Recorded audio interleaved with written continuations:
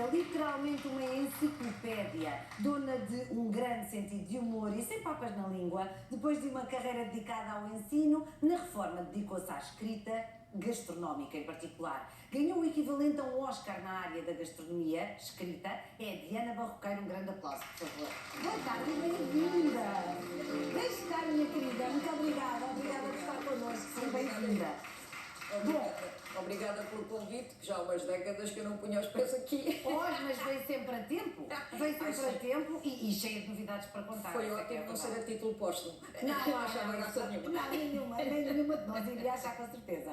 Diana, gostava de lhe perguntar, antes de mais, muitas vezes as pessoas chegam à idade da reforma e pensam, e agora o que é que eu vou fazer? Para a Diana sempre foi claríssimo que finalmente iria ter tempo para fazer o que mais gostava. Não, até fiz o ultimato ao meu marido. Agora é a minha vez. Agora eu durante 30 e tal anos fui tua secretária, amante, esposa, cozinheira, tudo. A partir de agora começo eu naquilo que é para mim tão necessário como respirar, que era a escrita de romance, porque a poesia destruía-me,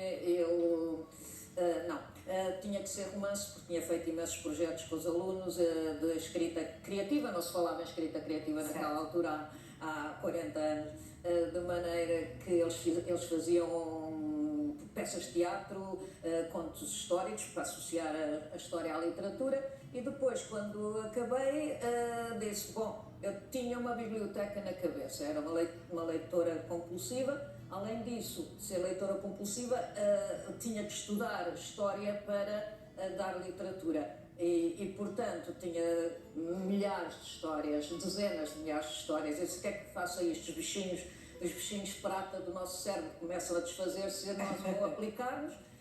E onde é que eu podia continuar a estudar? Eu não ia passar o tempo só a ver exposições ou a assistir a concertos ou a ler livros, os olhos estavam cada vez piores, então a luz dos meus olhos, o que me ia faltando seria para canalizar, para escrever aquilo que era o mais complexo tipo de livro, que é o romance histórico. Porque meus caros amigos, para se descrever um romance histórico, não se pode levar 6 meses apenas, nem um ano, são anos de estudo, a menos que seja um professor que esteja formado naquele assunto, o resto é enganar o leitor.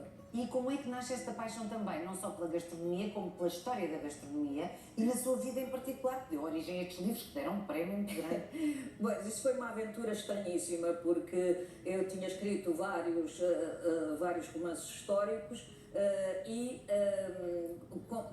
dois livros de contos para escandalizar os contos eróticos do Velho Testamento e os novos contos eróticos do Velho Testamento, pegando naqueles velhos horrorosos da Bíblia que batiam nas mulheres e apedrejavam as mulheres para os mostrar uma verdadeira uma realidade que seriam aqueles mundos tribais. São as visões que as pessoas normalmente não têm. E que ainda, infelizmente, as mulheres estão a sofrer em pleno século XXI, claro. Não só no mundo muçulmano, como no mundo também ocidental, hebraico e também no Ocidente, e nós sabemos, infelizmente, a nódoa negra que é Portugal nesse aspecto. Claro. Depois eu punha sempre uma receita, porque gosto muito de cozinhar, acho que não gosto do resto do serviço da casa, porque é sempre a mesma coisa, e na cozinha nós podemos criar. E outra coisa a cozinha é extremamente sensual.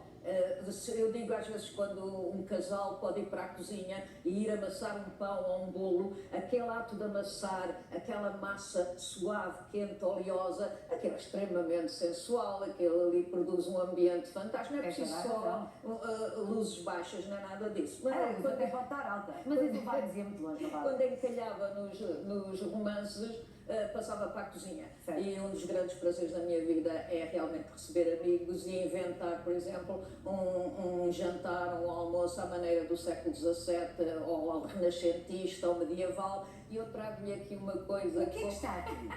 Como eu ouvi o jovem chefe que vestiu o fato de lagosta, a Tânia dizer que gostava de cogumelos, sim, eu resolvi trazer uma coisa, embora seja a minha receita, é uma alheira de caça com cogumelos. Isso basta só aquecer um bocadinho, está tudo feito. Vai estar aqui um cheirinho maravilhoso. Porque isso correspondia, de certa medida, aos pratinhos. Eu prefiro falar dos meus livros do que falar de mim, porque os meus livros são mais interessantes. Correspondia aos pratinhos, quer dos banquetes medievais, quer dos banquetes renascentistas, do século XVII, por aí fora, vai durando até o Domingos Rodrigues, o grande cozinheiro, que escreveu o segundo livro de culinária português.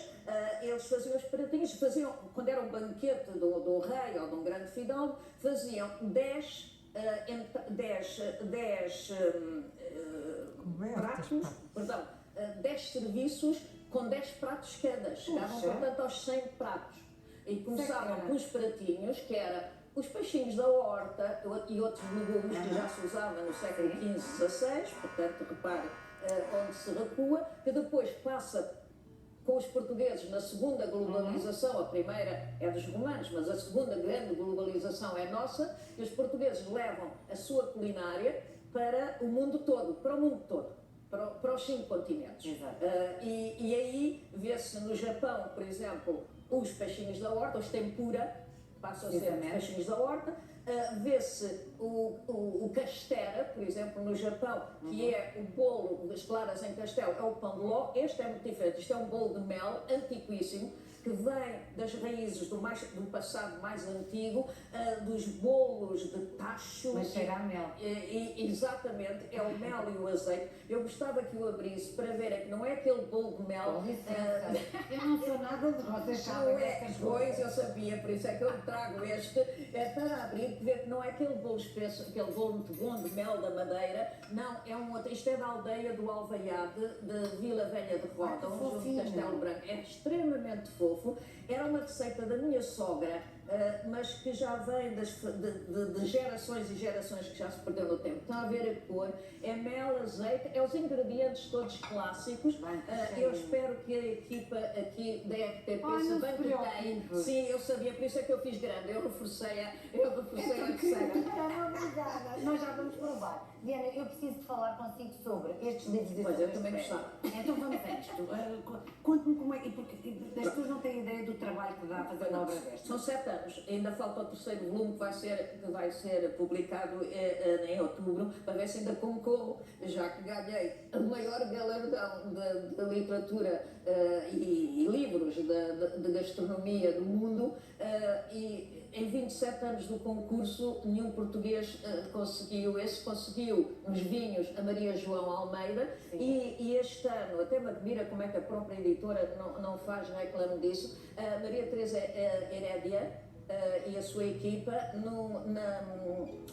na categoria da sustentabilidade, que é os novos projetos para evitar o lixo e o desperdício, ganhou o Best in the World também, este ano, só que ela não estava presente e devem ter projetado o segundo volume e eu não vi, o segundo prémio eu não vi. O seu prémio foi o Gourmand World Cookbook Award. Exato. E o que é que isso significa? Isto significa que o Eduardo Cointreau, portanto, da grande família Cointreau, do Triple C, que os mais velhos lembram-se com certeza dessa bebida muito carismática, e de todos os coquetéis que aparecem com o Cointreau, com os vinhos atuais. Em 1995, ele criou, portanto, a família dele, a empresa dele, criou os Gourmand World Cookbook Awards, ou seja, o gourmet é uma palavra estranha em francês porque não é bem o goloso, o nosso goloso, é aquele que gosta de comer bem, assim como a Tânia, gosta e sabe escolher e sabe aproveitar bem a vida. Não é o goloso como aquele que diz assim, não, é o que sabe que é bom, que escolhe e que come apenas coisa requintada e boa, gostos tradicionais, etc. E, portanto, o Gourmand World do Mundo Award é o prémio, e o Cookbook porque aquilo tem que ver com uma espécie das Olimpíadas da culinária e gastronomia, ou seja, é o mundo todo da gastronomia, de todo o mundo, e este ano ultrapassaram tudo, porque por causa da Covid houve muita gente a publicar e muitos editores, e então tinham, em vez de ser 80 como era há 2 anos ou 3, tinham 227 países a concorrer, e eu ganhei nessa primeira ordem, que entraram vários portugueses, o Walter Rainha dos Açores, entrou o chefe, o Ricardo disparado. o Sapessoa, obrigada. Henrique Sapessoa, não é, Ricardo? Disparate, ficou em segundo lugar. Sim, e eu aí ganhei aí os prémios para Portugal da melhor série, é este, a melhor série da literatura gastronómica e também na história da culinária. Foi melhor para Portugal, ganhei os 2 prémios aí. Que maravilha, Diana! Antes disso, obrigada. Antes disso, o primeiro volume, sem praticamente, não teve promoção nenhuma, mal saiu. Fortunato da Câmara, que é um grande crítico da literatura gastronómica, dos restaurantes, etc., creio que comprou o livro, eu mais tarde conheci-o por causa disso, e fez uma belíssima crítica no jornal antes do Natal e do público também, de maneira que de repente eu ganho o prémio internacional Prix International de la Littérature Gastronomique, soa tão bem. É outra coisa logo. Pela Academia Internacional de Gastronomia de Paris, portanto eu ganhei logo o prémio, já é uma espécie dos Emmys. Exato. E depois passei para os Oscars. Lá está. Olha, querida Diana, eu infelizmente não tenho mais tempo para conversar consigo, mas gostava muito mesmo de um dia destes partilhar uma fatia de bolo, um bocadinho desta maravilha que nos traz, que nome é que tem? Este é o bolo de mel. Não, este é que é o lá. Esta é a minha, um bocado a partir da cozinha tradicional, porque tenho que me deixar um minutinho só para dizer uma coisa.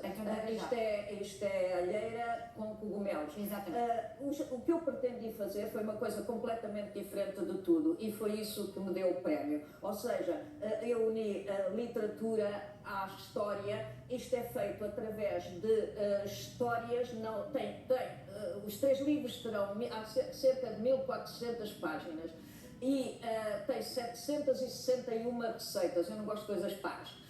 E então é toda a cozinha tradicional do mundo, desde a Idade da Pedra até os nossos dias, com um grande foco em Portugal, sobretudo as receitas que estavam a desaparecer, quer de Portugal, quer do mundo, da cozinha tradicional. Não é aquela sopa, peço desculpa ao jovem cozinheiro, aquela sopa de cereja, que para mim é um batido, como a Tânia disse, é um batido, estamos perfeitamente de acordo, e então sobretudo os gostos que são os originais, que remontam à Idade Média e até anteriores a isso, todas as influências de todos os povos que nós tivemos, porque nós fomos um povo que recebeu influências desde os celtas até aos bárbaros, aos romanos, aos árabes, e depois pelo mundo todo influenciámos toda a gente e recebemos influências de toda a gente, minhas histórias magníficas para contar. Olha, mas vamos resolver isso com muita facilidade. Se não me calar a boca, eu nunca mais me calo. Mas é que eu não posso calar a boca, para já porque é falta de educação, e depois porque adoro ouvi-la.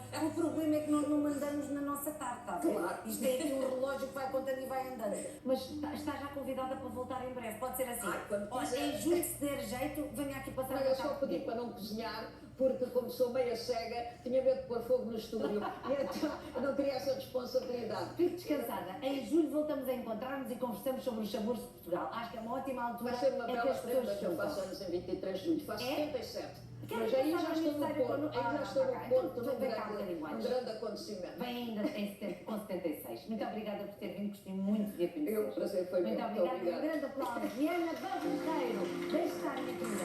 Vou eu aqui até à cozinha para nos despedir. Teresa, já viste? Isto é que é uma comunicadora.